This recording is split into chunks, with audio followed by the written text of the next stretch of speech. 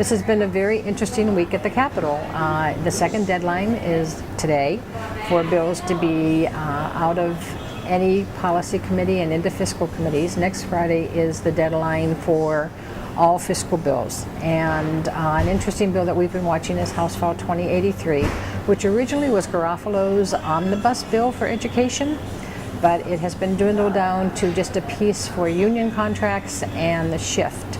For the shift, it has changed 60 in 2012 to 70 in 2013 and on. But the Senate companion, which is also now House File 2083, because it's being heard as a House file, is just the shift. It doesn't have any union language in it, it doesn't have any other bills in it, and it will go directly to the floor. It went through Finance today. And the Senate has the philosophy this year that they're going to do as few omnibus bills as possible, that the bills will go cleanly to the floor. And from what Chair Garofalo said the other day in committee, it looks like he's going to put together another omnibus bill.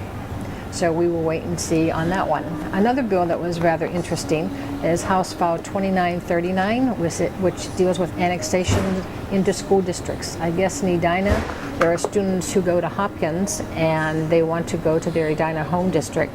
And as the law reads right now, you have to get permission from both school districts, the one you're leaving and the one you're going into. This bill would say that you only need the permission of the school district that you're going into. And the Senate file is waiting to be heard, but it did get a very warm reception. Also, House File 2658, Senate File 2001 is individualized learning. There was very passionate testimony on this for teachers to be able to do almost IEPs for every student, and that bill went to the floor. It has a tremendous amount of support to let teachers teach to the student rather than to a preset agenda.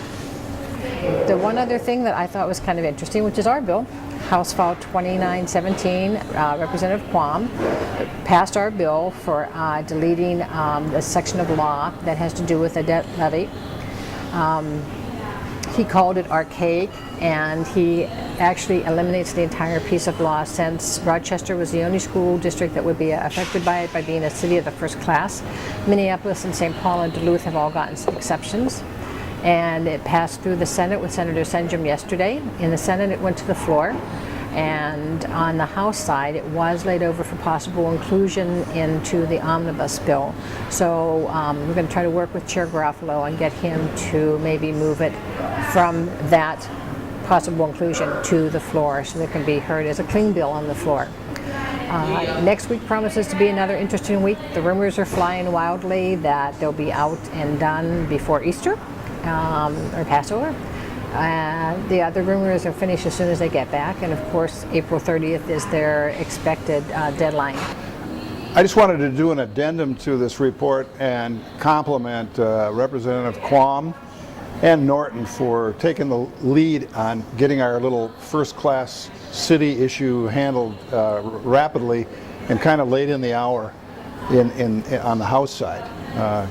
Quam was masterful about the way he handled it in committee.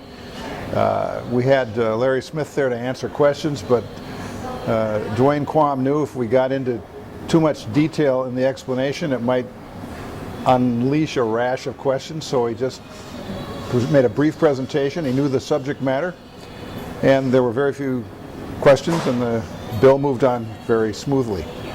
On the Senate side, we're very fortunate to have the Senate Majority Leader as our chief author. To start, and this will be Mr. Larry Smith. He's the Finance Director for the Rochester Public School System. And also Carla Nelson in support. And Superintendent Munoz was up there. And again, our business manager, Larry Smith. They all did a great job. And it sailed through the Senate committee with no opposition. Again, coming to us as late as it did in the session, it's a good thing we had help from high places in the 11th hour. So we will wait and see. They did pass the bonding bill off the floor. No, actually they passed it on a committee. It's a very sparse bonding bill in the House, and the Senate hasn't come out with their numbers yet, so we will wait and see. I hope you have a great weekend, and we'll talk to you next week.